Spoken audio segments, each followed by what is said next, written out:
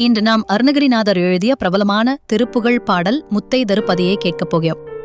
முத்தை தருபதி திருத்தல முத்துக்குமாரா வித்தை தரு கடவுள் பெருமாள் விருண்டா சித்தம் தெளி பரவிந்த சொரூபா செய்யோன் கழல் சரணமே சரணம்.